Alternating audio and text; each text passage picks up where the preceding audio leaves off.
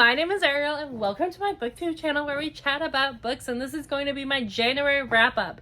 Except it is going to be the messiest, most disorganized wrap-up you've ever seen because it's the first time I'm going to be editing outside of the TT app. So I'm just going to try to keep this as a constant video, and I've never done that before because I mistake a lot of words and I genuinely forget every character in every book I've ever read. And I read 20-something books in January, so let's do the damn thing. Book number 1 was Daddy December by Liz Vonnick? I don't know how to say it. Okay, it's all one word. Yeah. 2 stars to Daddy December. It had a lot of potential. I was actually really looking forward to this book. I requested it as an ALC. That's advanced listener copy if you're not familiar with that slang. And I just could not get into it. It is a accidental pregnancy trope. Time has passed.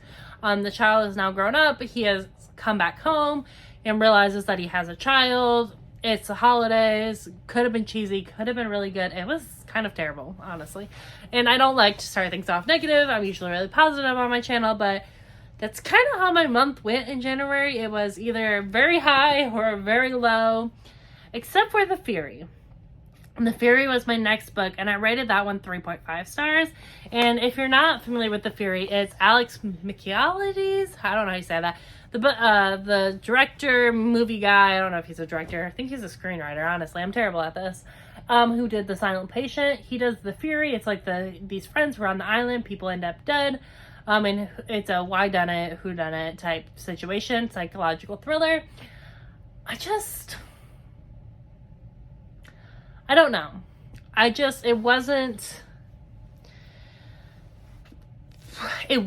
didn't feel very unique. It felt very much the same as The Silent Patient. It was very, in that same style.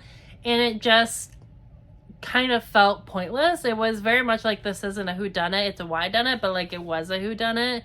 But, did anyone really do it? Yeah.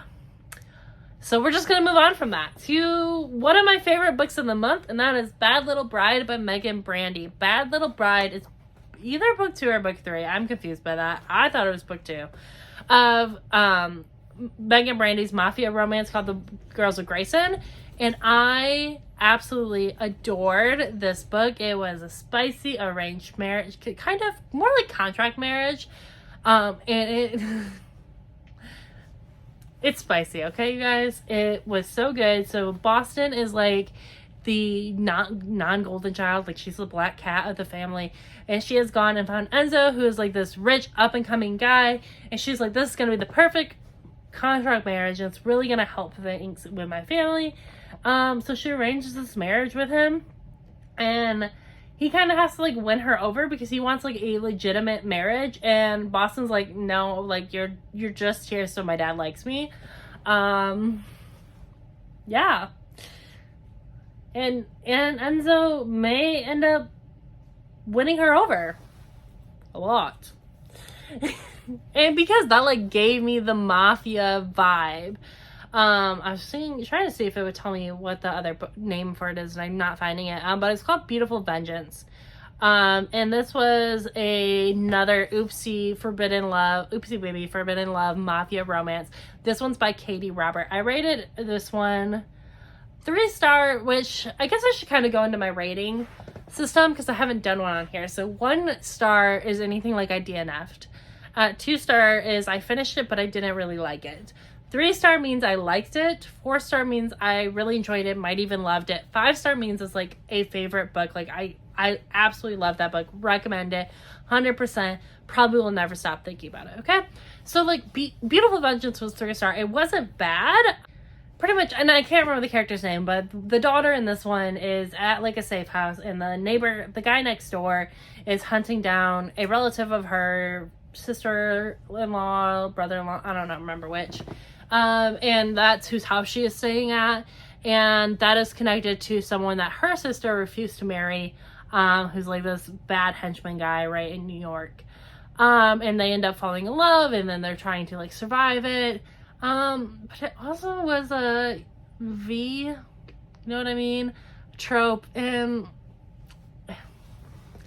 it just with Oopsie Baby, and then it was just too much. It was a little too much for me. All right. And then I got to read a book I was really excited about, and I don't know why I put it off. I was being difficult, trying not to buy books during the Christmas season, and so I didn't read all of Hannah Bottom Young's book back to back, which, I mean, lucky for you guys, because you finally get a book I absolutely loved, and that is Next to You, and I rated this one 5 stars, okay? A billion, zillion, 5 stars. Might be my favorite one by Hannah Bottom Young. I am obsessed with this book. And this is Lane and, I'm terrible with names, Matt's story. So Lane is, again, a black cat. And she's really struggling with, like, what her life choices and what she wants to do with her life. And she buys a school bus. And she's like, I'm renovating this thing and I'm going to just travel along with it. And Matt is just this really good guy. Like, he is definitely a cinnamon roll golden retriever-esque type character. And he just helps her. Like, it's like a friends to lovers, but like actually good, which is, you know, that's kind of crazy. Like, friends who like, I don't know, like, who would have ever suspected? Like, that's what I'm trying to say. And in this one, because as you guys know, Hannah Bottom Young, like, explores different topics and like marginalized characters. In this one, Hannah's doing anxiety and grief. So like the mental health in here, like, it was so healing and I felt so seen. So if you like have ever struggled with grief and anxiety and working through that, I 100% recommend this book, because one, like, her covers are cute, guys. And like, we should know this, but like, I feel like we see the cute covers and we're like, oh, it's not that spicy, or it's not gonna be good, it's more for the younger crowd. It's really not. It's an adult spicy romance that's focusing on exploring grief and anxiety, and it's very much like at Abby Jimenez level, but like, I don't really feel like Abby puts spice in here, but Hannah Bottom Young is. So think more like Hannah Grace, but like non-sports. So love her, met her, is signed. Okay, and then it was time for the rereads, and I did Fourth Wing as a graphic audio, and I think, now I haven't done the Onyx Storm graphic audio, I just done Fourth Wing and Iron Flame, but I think I loved Fourth Wing's graphic audio the most, production wise. Like, I probably do love Fourth Wing more than Iron Flame, if I'm being honest. But the graphic audio for Fourth Wing was just mind-blowingly good, and it took this book to a whole new level for me, and I just could not get over it. I never wanted to put it down. It's all I ever wanted to listen to. It's obviously a 5-star Roman Empire book for me if you know literally anything about me. But I definitely recommend next time you do your reread of Fourth Wing to do the graphic audio, because it was amazing. And like, I normally read my audiobooks really fast. Like, we're talking 3.5, right? And this time I listened, okay, I think I did it like 1.2, but for the most part, like, it was very slow, like normal pace, like not slow, it's normal pace. And so like, that was hard for me, because I'm like, hey, I want to finish things quickly, and like, these are long books, right? But I just really enjoyed the production of it, and like, I caught on to things that like I maybe didn't like see right away. And I don't know if it's like because I've read this book a million times, or if it was but I really do feel like it wasn't that. I feel like it was how the graphic audio is done. Like, I just like, I caught on to sarcasm, or I caught on to like the awkward voice, you know, and I just really love that that was embedded in here, and like that they took it that far. So I loved it. Graphic audio was perfection. I don't remember if I didn't read Iron Flame right away. So I read Dirty Hits by Heather Ashley. And this was like The Sinner by Chantal Tessier meets hockey romance. So check your trigger warnings. But if that is your like bread and butter, definitely recommend you go and check it out. It was pretty good. I rated it a 3-star. It was worth the read for me, but like, if I'm gonna start listing off hockey romance, or if I'm gonna start listing off dark romance, it's not like the first thing I'm gonna think of to recommend you, but I did really enjoy it. So if you like are like a big hockey girly or a big dark romance girl and you need something new, I would definitely check it out because it was really enjoyable. It wasn't my favorite, right? Similarly, like not in my lane is I did The Story Collector by Evie Woods. And I used to read a lot of general fiction and I really don't do that anymore. And probably shouldn't get arcs of that because it took me a really long time. And I feel really guilty even admitting that I had an arc of The Story Collector and I didn't read it until this month. But I hadn't read her first book before I got the arc for The Story Collector. And it really put me off it. So I read it. It did put me into a book slump. I did like that it was a dual timeline. It does have romance in it, so I did enjoy it more than I enjoyed The Lost Library. But like it's kind of like if you like fairy tale retellings, exploring history, like general fiction, that type of thing, because like what it is this character is like going over, I think it's Ireland, and she's like being told about the fairies, and then you flash back in time and of a girl who is like helping someone learn about the fairies. Well, people still believed in the fairies, so it was fine. And then I read my arc of Queen of the Crimson Throne, and I loved it. I loved it. This is book 2 of the fantasy trilogy, Queen of Blood and Stardust, that I absolutely love and adore, and it is my favorite indie publication that there ever will be, unless I publish myself, because Caitlin, sorry boo. But this story kind of like just takes off where Lennox and Luca are like not on speaking terms, and they are struggling with the idea that there's an arranged marriage plotted for them, and they do not want to get enter this arranged marriage. And so like they're trying to get out of it and finding like a book that will convince his uncle that they shouldn't get married. But in doing that, they just run into all these different characters or different like organizations that are just trying to kill them. They're like, they didn't even know that existed. The world like really opens up, and you get Lucy as her cousin, not sister, sorry, her cousin, who is a witch, and like you really get to see Lucy like enter into her magic era, and then like pull in her sister Kara, Lennox's sister Kara, if that makes sense, and Lennox into their magic, which they really hadn't used like their witch side, and they don't really acknowledge it that much. And it was just phenomenal. 5 stars. And I continued in with a 5-star read, and this one is also now out, and it is Dream Girl Drama. It was an arc. It's by Tessa Bailey, and it is so freaking good. This is her best yet. This is another hockey romance, and it's a little taboo, but she does it tastefully, and it's really not, like, it's not as taboo as it sounds, okay? The 2 main characters meet, I think it's Chloe and Sig. They meet like in this little meet cute, and then they go to dinner and they find out that their parents are thinking of getting married, and like they're adults, okay, like, and they're like, oh, but it was like love at first sight. And then, you know, Chloe isn't thriving with her mom, and her mom is very controlling, so Chloe is like, I want to leave, and Sig's like, I'll take you. So he takes her back home with him, and they just keep falling for each other, even though they're trying to kind of keep the boundaries in place. And then they're like trying to figure out ways to prevent their parents from getting married, and it is just perfection. It is perfection. It is so spicy.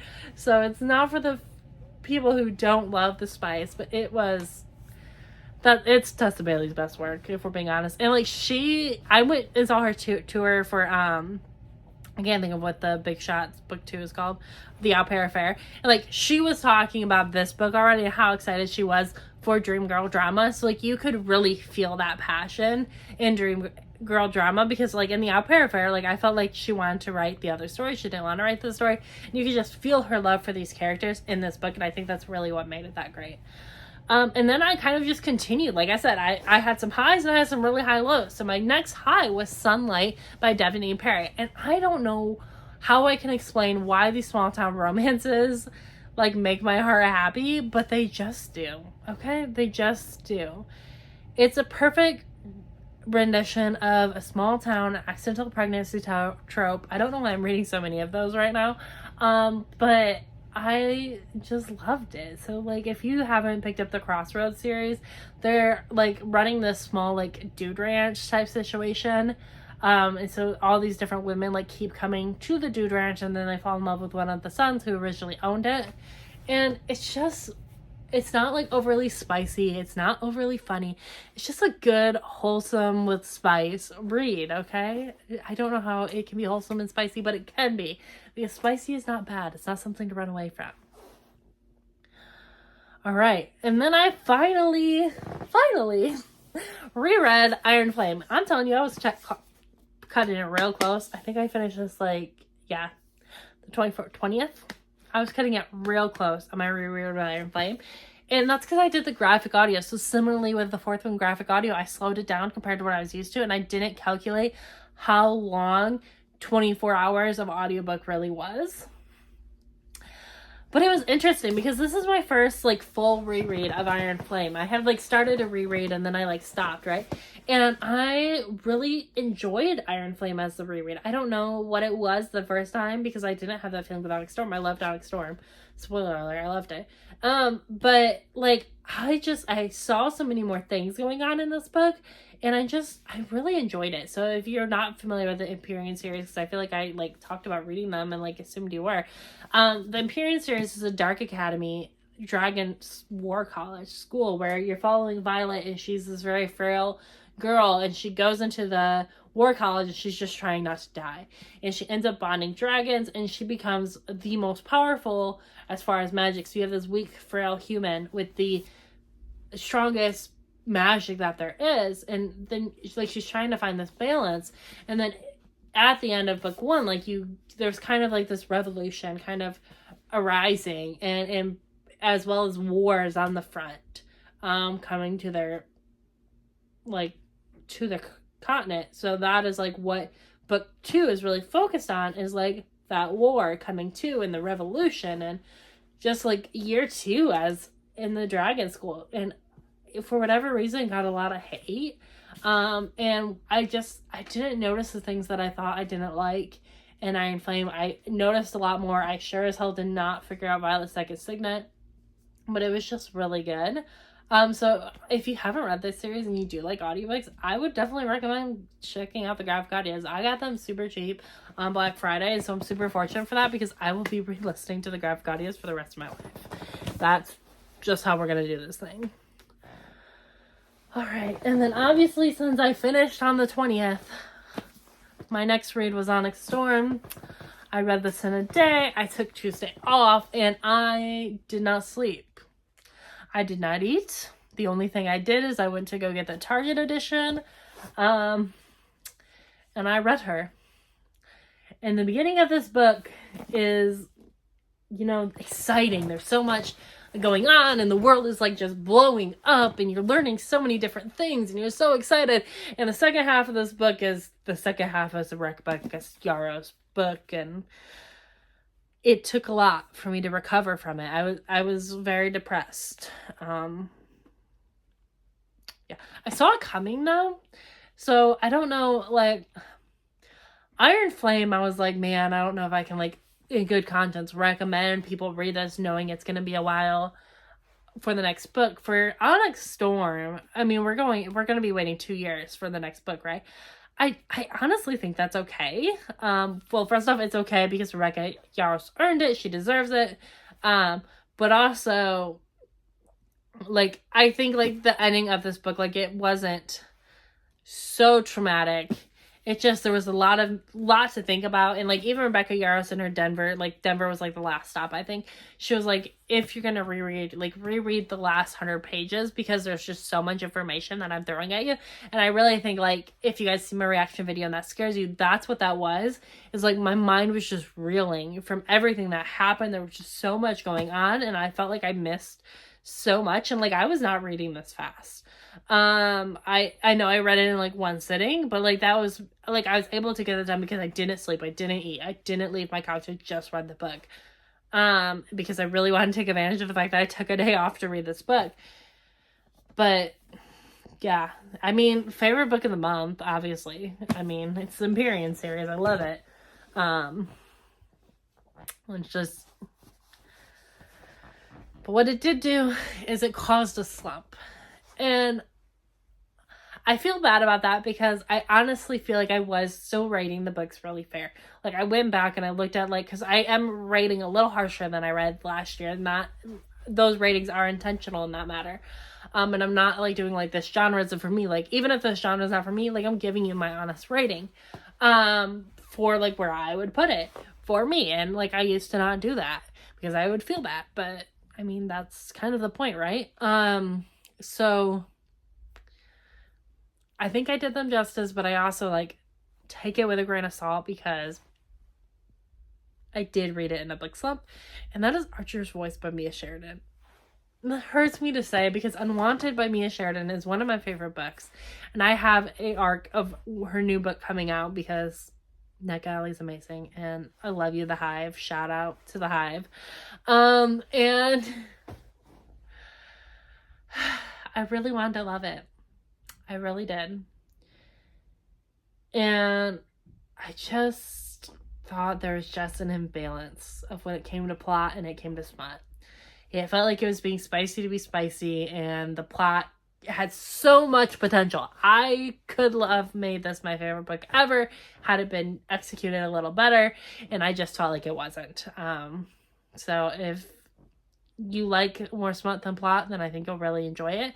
Because I did not know that going into it. I had only heard, like, the topics that were addressed in this book, which is, like, this guy is a mute and he had a really hard childhood, and he finds love.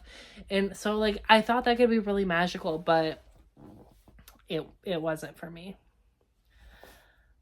Hold on. I lost, there we go. I lost my thing. And then I also had another, ALC, and I feel bad because I love Anna Conwell. I don't know that a lot of people read her on, like, book blogs because she's, like, a clean romance writer, but I just, like, she had the perfect put, and I really enjoyed it.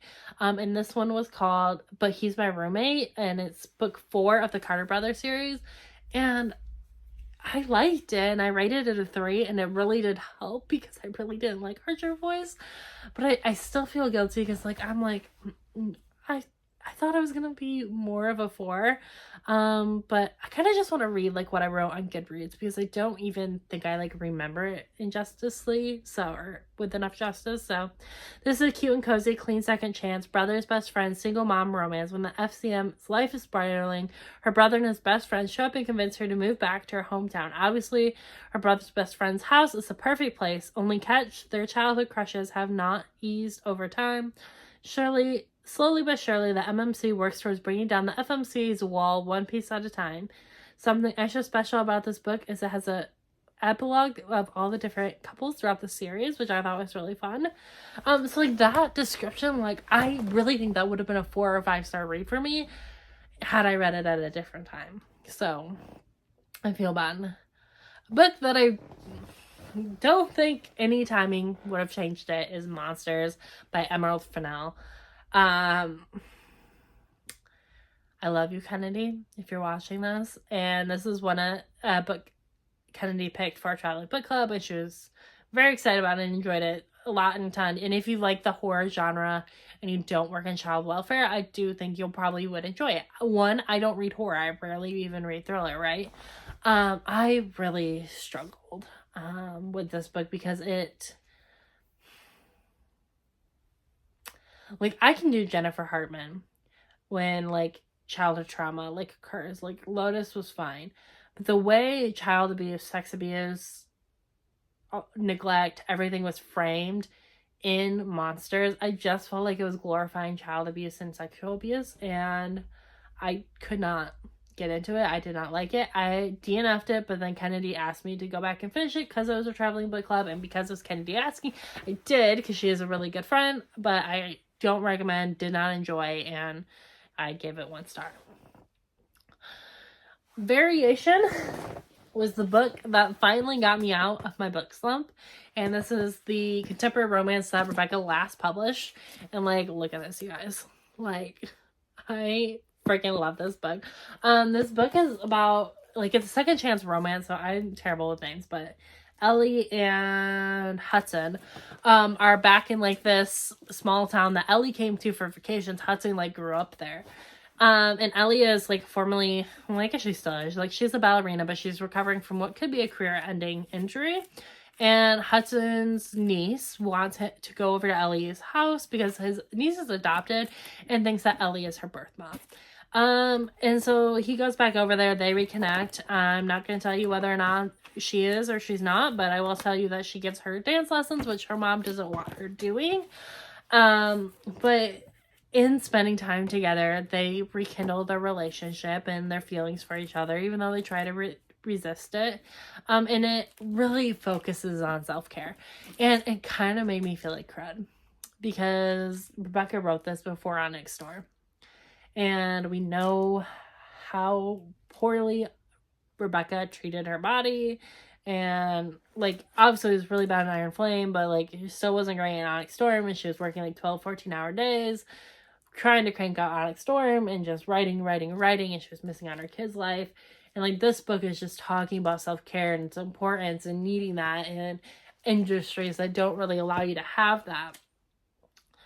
So I felt bad. And I definitely now appreciate more than anything, I feel like, how much Rebecca does deserve the break. But I also love that because I feel like I do that too. Like, I will put everything on stake. Like, honestly, for being honest right now, my work computer is not off. And it's like 7 o'clock on a Friday night. So I get it. And I loved it. And I just really related to it.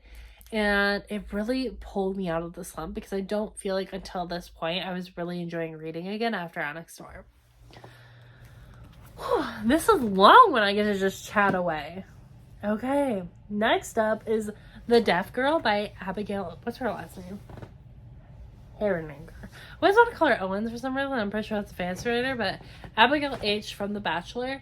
This is kind of like a memoir-esque autobiography type thing. I think it's titled memoir, but like it's not like a memory of like one event. It's a memory of like growing up being deaf and like her sister, how her sister grew up before her mom and like what her mom went through, and then her experience on The Bachelor. And I really did enjoy like that little insight from The Bachelor. But as far as like memoirs and stuff, like that portion of it, like I didn't love. I did enjoy it, but it wasn't my favorite nonfiction I've ever read. So I did rate it like a 3-star.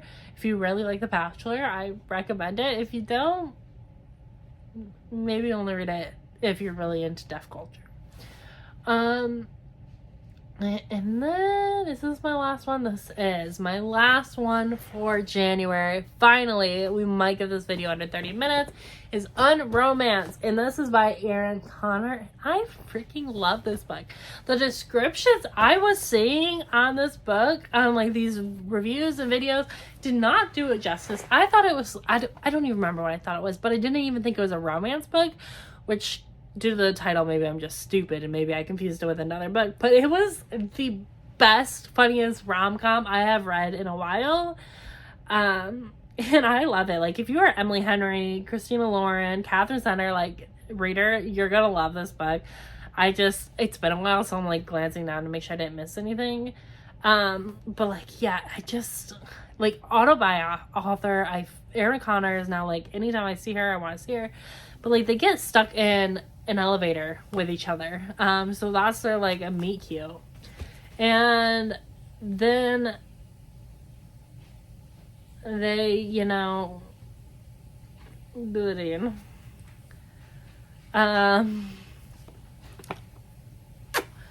And think it's only, stranger. It's not. They end up working together. And they try to, like, keep the boundaries very, very cut and dry. Obviously, the boundaries blur. And romance occurs. And it was spicy. It was funny. I just loved it. So those are the 20-something books I read in January. If you want an in-depth book review of me, like, actually remembering what these books are about, let me know and I can refresh my memory and do those. But yeah, it was... Oh, did I tell you that I think I did on romance 5 stars. Let me double check. Yeah, 5 stars. I don't know if I said that. So it was a lot of highs, a lot of lows, very different kind of week. I failed at my reading last goal, so we'll see what happens in February. But yeah, that's kind of where I was at, and I didn't love it, didn't hate it, but like it was a pretty good month. Bye.